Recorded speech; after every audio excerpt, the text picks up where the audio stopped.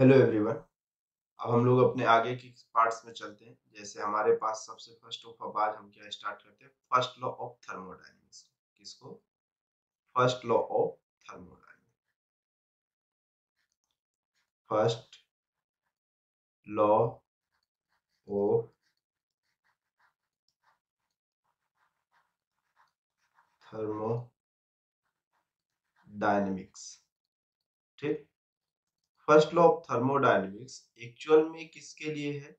और energy conservation के लिए। किसके लिए? मेरे पास एनर्जी कंजर्वेशन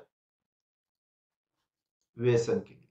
मतलब ये कहता है कि energy will be neither created nor be destroyed, only be transfer from one form to another form. ऐसा कहता है ये, one body to another body. सिर्फ ऐसा हो कि ये एनर्जी कंजर्वेशन के लॉ को फॉलो करता है, ये लॉ ऑफ कंजर्वेशन को फॉलो करता है। जैसे फॉर एग्जांपल मैं ये कहा कि जैसे एक पिस्टन ऑफ मैं यहाँ से कंसीडर ऑफ करता हुआ चल रहा हूँ। ठीक। एक पिस्टन ऑफ है एक सिलेंडर के अंदर, जो इनिशियली ऑफ किसी पोजीशंस पे यहाँ पे रखा हुआ है। ठीक। अब मैं क्या किया, एक हीटर के थ्रू ऑफ इसके अंदर कोई हीट को क्या किया, सप्लाई किया, जो कि वैल्यूएशन ऑफ कितनी है, क्यू है। तो ये क्यू जब वो हीट एनर्जी में इसको ट्रांसफर करूंगा, तो एक्चुअल में ये पिस्टन अपने आप कुछ अमाउंट ऑफ अपनी इनिशियल पोजीशन से क्या कर जाएगा, डिस्प्लेस कर जाएगा। क्या कर जाएगा? डिस्प्लेस कर जाएगा। तो एक्चुअल में ये वैल्यूएशन जो होगी हीट ऑफ एनर्जी, वो किसके इक्वल होगी? सबसे फर्स्ट ऑफ जो हीट एनर्जी है वो वर्क डन के इक्वल, क्योंकि फोर्स बाय कौन सा है मेरे पास, गैस के थ्रू फोर्स लग रहा है और डिस्प्लेसमेंट हो रहा है।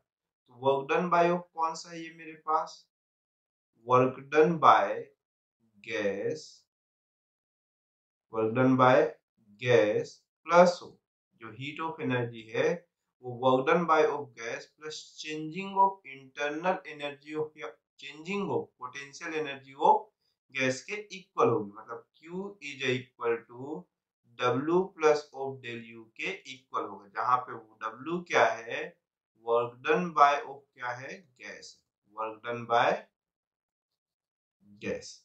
ठीक है, work done by of gas. ठीक है। अब ये चीज हुआ तो ये कहता है कि मतलब अगर मैं इस फॉर्मेट से देखूं तो एक्चुअल में ये कहता है कि energy will be neither created nor be destroyed, only be transfer from one body to another body या one form to another form. जैसे मैं यहाँ पे heat of energy Q given किया, तो क्या हुआ कि मेरे पास पिस्टन ऑफ पे हीट ऑफ एनर्जी प्रोड्यूस होने के कारण इसकी इंटरनल ऑफ एनर्जी में चेंजेस हुआ मॉलिक्यूल्स के और या गैसेस के, जो क्या किए कि एक्सपेंड करना स्टार्ट किए। तो एक्सपेंड करने के बाद ये फोर्स ऑफ अप्लाई कर रहा है, जिससे पिस्टन्स पे कुछ डिस्प्लेसमेंट हुआ, तो ये भी वर्क डन हुआ। तो Q is equal to W plus of del U के इक्वल होता है। ठीक है। अब उसके बाद इसकी लिमिटेशंस भी आती है।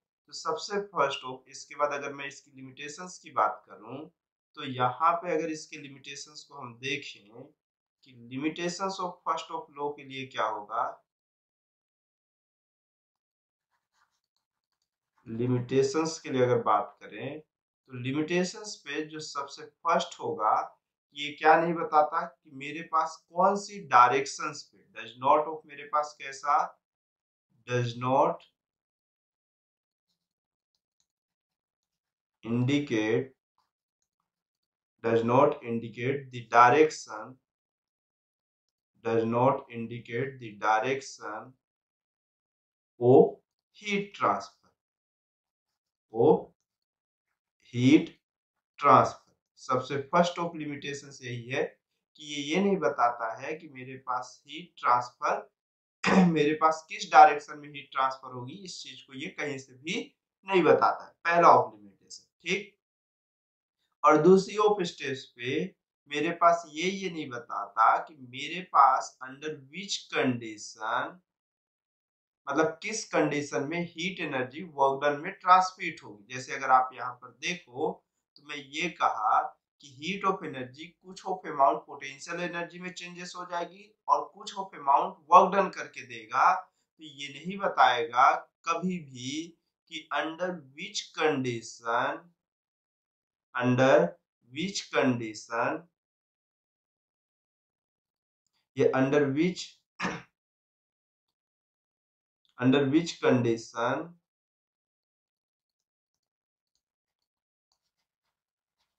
हीट एनर्जी ट्रांसफर्ड या कन्वर्टेड इन फॉर्म ऑफ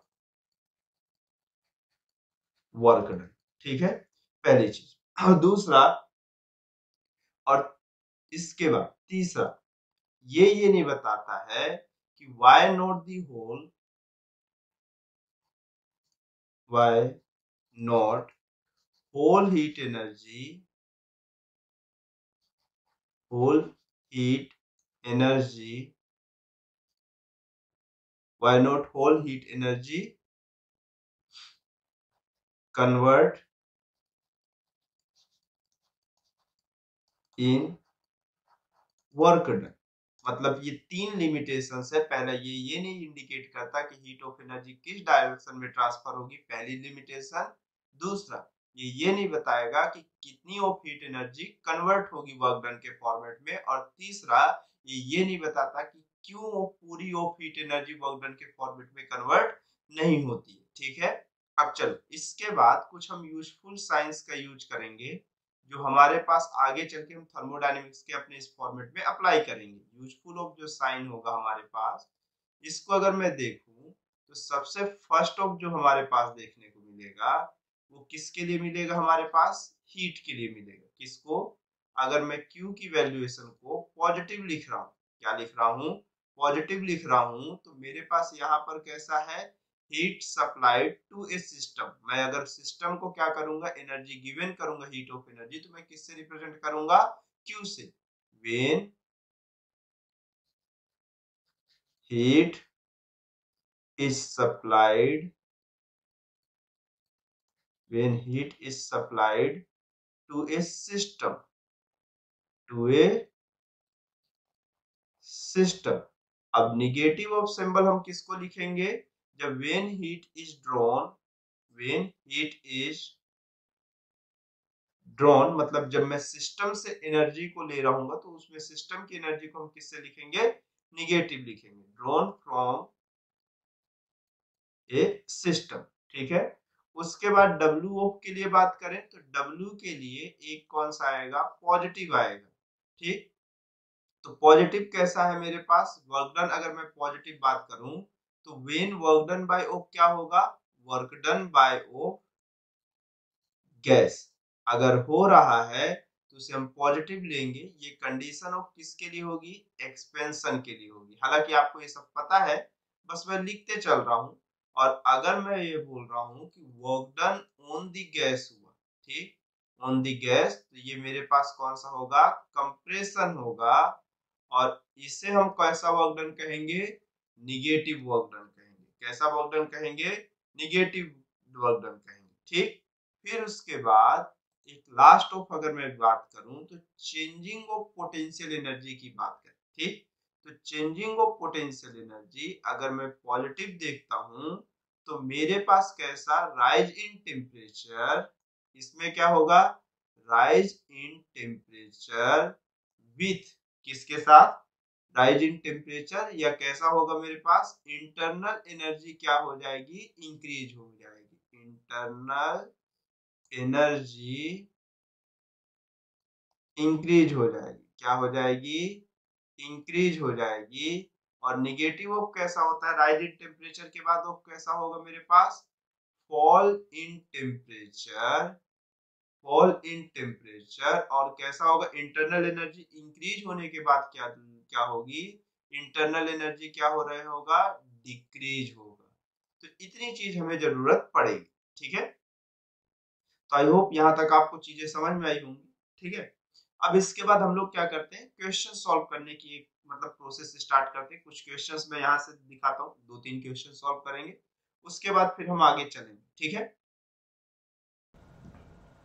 जैसे आगे क्वेश्चन को देखते हैं, ये एक इलिस्ट्रेशन है सिंपल सा। ठीक है, इस क्वेश्चन पे क्या बोल रहा है, in the figure a thermodynamic system is taken from the state A to B C D and then back to O कहाँ पे है, A पे है। इस तरह से एक मेरे पास कंप्लीट और क्लोज साइकिल बनाते हुए मेरे पास थर्मोडायनेमिक सिस्टम का गिवन है। क्या बोल रहा है उसके बाद, the system has an internal energy कितना है 400 milli joule in state of सी, मतलब यहाँ पर इसकी इंटरनल एनर्जी की वैल्यूएशन मेंशन है क्वेश्चन में कि वैल्यूएशन ऑफ कितना है 400 मिली जूल। ठीक, अब क्वेश्चन पे ये बोल रहा है डिटरमाइन, दो क्वेश्चंस पूछा है, मैं पहले एक को डिस्कस करूंगा उसके बाद सेकंड पे चलेंगे। पहला क्वेश्चन क्या है, the internal energy of the system in the state of B, in the state of कहां पे मेरे पास B, if the heat given to the system during the process from B to C be 50 milli joule. मतलब question पे ये बोल रहा है कि internal energy of the system बताना है, और वो भी उस स्टेट पे, बी स्टेट पे, जहां पर मेरे पास कैसा, इस पूरी प्रोसेस पे जो मेरे पास प्रोसेस फ्रॉम बी टू सी के लिए जहां पर मेरे पास एनर्जी कितनी गिवन की गई है 50 मिली जूल गिवन की गई। ठीक, तो अगर यहाँ तक है तो अकॉर्डिंग टू थर्मोडायनेमिक्स के फर्स्ट लॉ के हिसाब से हमें मालूम है कि Q is equal to changing of potential energy plus of work done by of gas के इक्वल होता है। तो अगर B से C तक के लिए अगर हम देखें तो मेरे पास यहाँ पे क्या हो रहा है, कंप्रेशन हो रहा है, और अगर कंप्रेशन हो रहा है तो work done by of gas कैसा होगा, निगेटिव हो रहा होगा। ठीक, तो अगर work done of by gas counting करना है तो आप देखो सिर्फ नीचे की इस एरिया के लिए मैं काउंटिंग कर रहा हूँ, बी से सी तक के लिए मैं काउंटिंग कर रहा हूँ। हर बार वो प्रोसेस में कहीं पर भी क्लोज लूप नहीं बताया, सिर्फ वो बी से सी तक ले जा रहा है, तो वो पूरे के पूरे नीचे के टर्म्स को काउंटिंग करता हुआ आगे बढ़ेगा।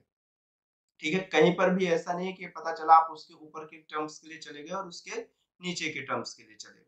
तो अगर यहाँ पर से मैं पहले वर्क डन काउंटिंग कर रहा हूँ, क्या काउंटिंग कर रहा हूँ, वर्क डन काउंटिंग ऑफ कर रहा हूँ, तो वर्क डन ऑफ कितना हुआ, एरिया ऑफ मेरे पास जो इसकी आएगी तो कितनी आएगी, पहले तो निगेटिव ऑफ लेना है, या नहीं लेने का मन है तो कोई दिक्कत नहीं, प्रेशर कांस्टेंट है, मतलब कितना है 2 न्यूटन मीटर का स्क्वायर पास्कल है, इनटू चेंजिंग ऑफ वॉल्यूम, तो वॉल्यूम ऑफ फाइनल कैसी है, कम है, और इनिशियल कैसी है, ज्यादा है। तो मेरे पास कंप्रेशन हो रहा है तो एक निगेटिव ऑफ टर्म ऑलरेडी आ जाएगा, क्योंकि इनिशियल कम है और फाइनल कैसा है, ज्यादा, सॉरी इनिशियल ज्यादा और फाइनल कम है, तो एक निगेटिव सिंबल दिखेगा। लेकिन हम क्या कर रहे हैं, इसमें एक सिंपल सा काउंटिंग कर लेते हैं कि 70 माइनस ऑफ कितना हो गया मेरे पास, ये 20 हो गया, और लीटर के लिए कितना लिख दिया 10 द पावर ऑफ -3 हो गया। जहां पर से ये वर्क डन की जो वैल्यूएशन आएगी वो -2 इंटू ऑफ कितना 50 into 10 the power of -3 joule आ गया। तो जो वर्क डन की वैल्यूएशन ऑफ देखने को मिलेगी वो कितनी हो गई, -100 मिली जूल हो जाएगी। ठीक, अब ये -100 मिली जूल हो गया, ये वर्क डन की वैल्यूएशन जो आएगी वो -100 मिली जूल हो गई। अब यहाँ तक कोई प्रॉब्लम नहीं है, प्रॉब्लम इसके आगे बढ़ना स्टार्ट हुई। अब पॉइंट ऑफ बी के लिए बोला है, तो मैं थर्मोडायनेमिक्स की फर्स्ट ऑफ इक्वेशन पे जैसे ये वैल्यू पुट किया तो मुझे यहाँ पर से कुछ कुछ देखने को मिल जाएगा।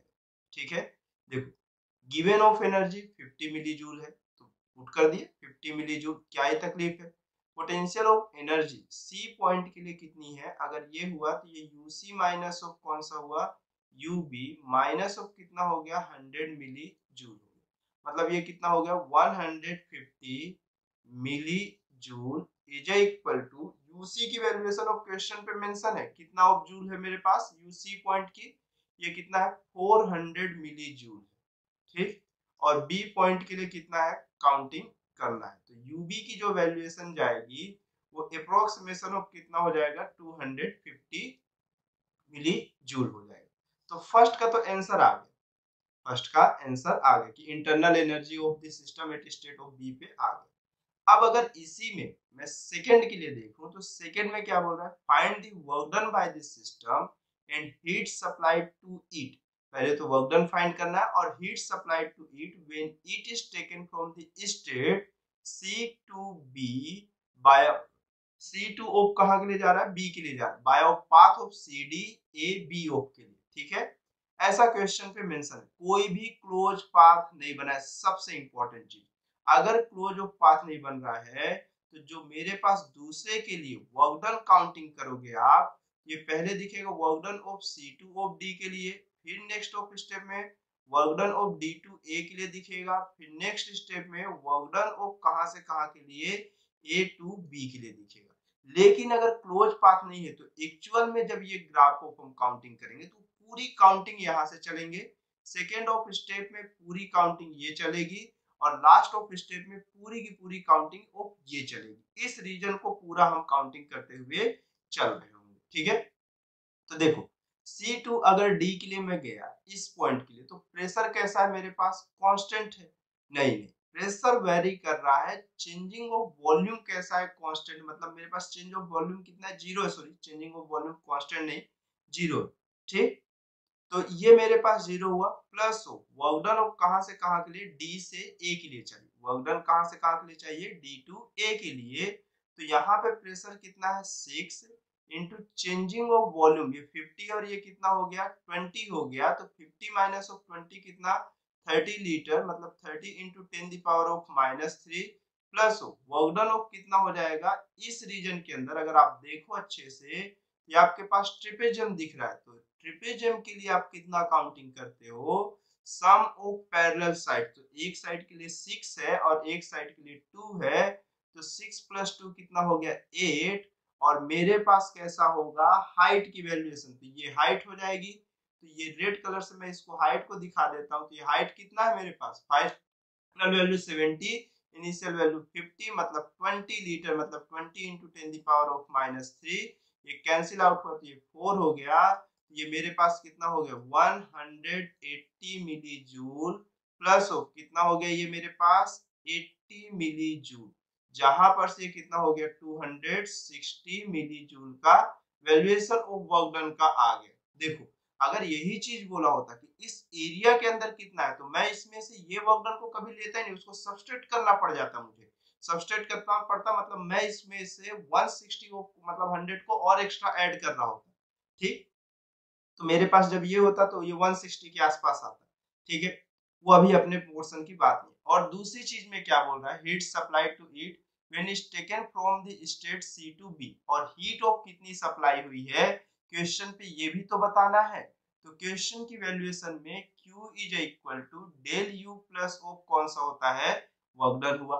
अब Q इज इक्वल टू मेरे पास जो फाइनल है वो कौन सा है, यहाँ से C से स्टार्ट होके हम B तक आए हैं, तो फाइनल पोजीशन ऑफ B है, इनिशियल पोजीशन ऑफ C है, और वर्क डन की वैल्यूएशन आप काउंटिंग करके बैठे हो कि 260 है। Q is equal to UB की वैल्यू 250 और UC की जो वैल्यूएशन है वो क्वेश्चन पे मेंशन है कि वो 400 है, और प्लस ऑफ 260 हो गया, सब मिली जूल पे answer, all over answer of मेरे पास किसमें है मिली जूल पे है। तो Q इज इक्वल टू ये कितना हो गया मेरे पास ये 100 ये 150 हो जाएगा, अप्रोक्सीमेशन ऑफ कितना हो गया होगा माइनस का 150, ठीक है, और प्लस ऑफ कितना 260, तो ये जो Q की वैल्यू होगी वो कितना हो जाएगा 110 मिली जूल हो जाएगा। तो Q की जो वैल्यूएशन आ जाएगी इस पूरे प्रोसेस में मेरे पास 110 मिली जूल ऑफ एनर्जी इसको गिवन की गई। आई होप आपको ये समझ में आया। अब फिर उसके बाद इसी टाइप का सिमिलर एक और क्वेश्चन हम देखते हैं।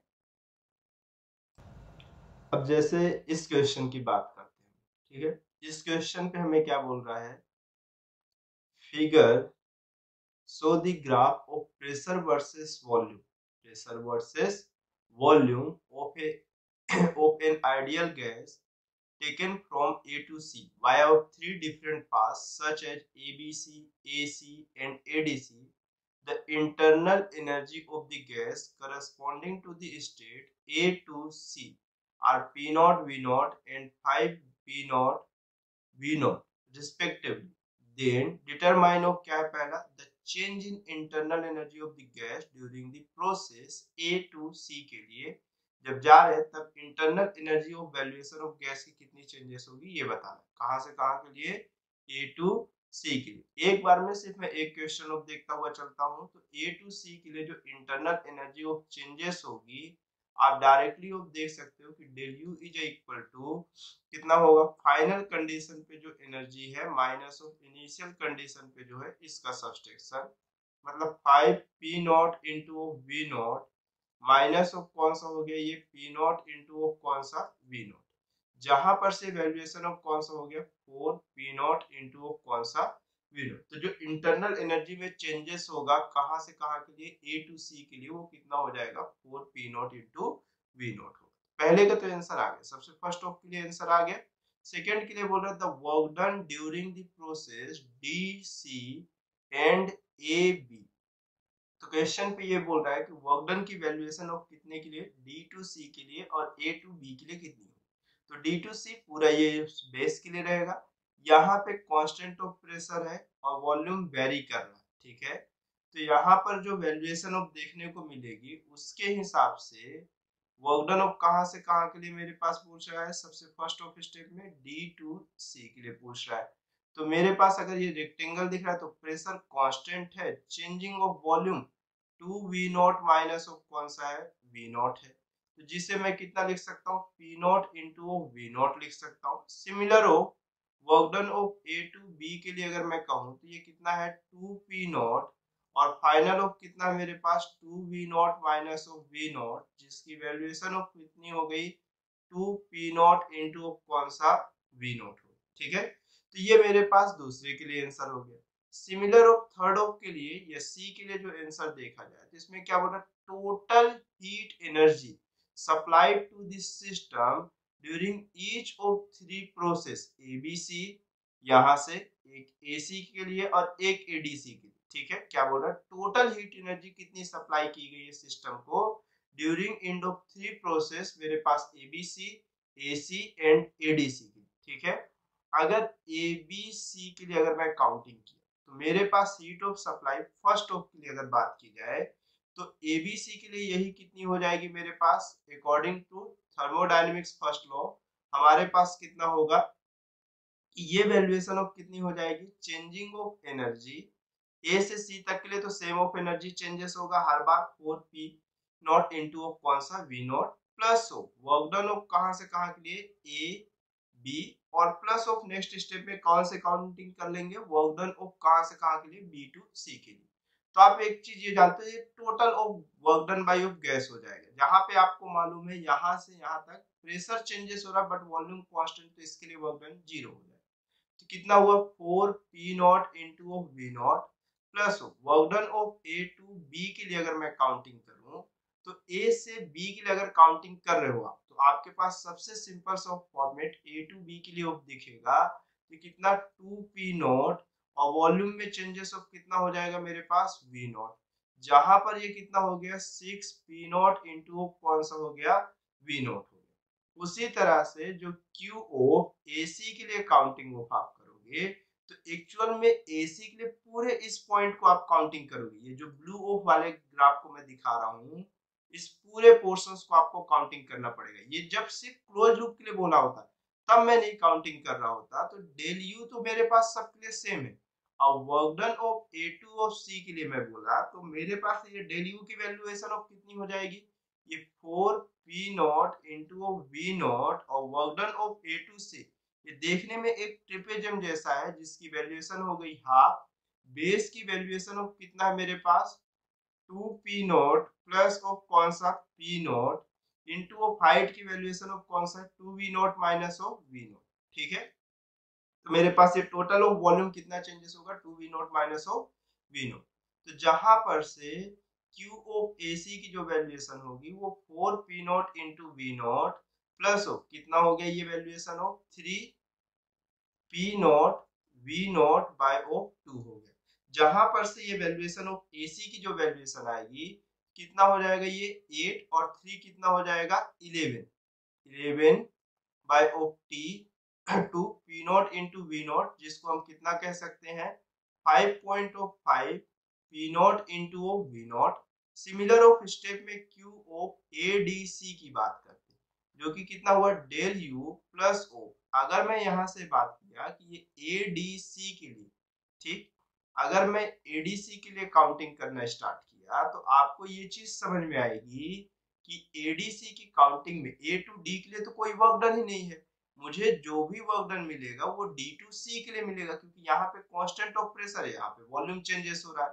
तो ये क्यू एडीसी के लिए जो हीट ऑफ एनर्जी दिखेगी ये 4 P naught into V naught तो होगा क्योंकि ए टू सी तो सभी को पहुंचना है, और इंटर मतलब पोटेंशियल ऑफ एनर्जी जो है वो पाथ इंडिपेंडेंट होती हुई चलेगी।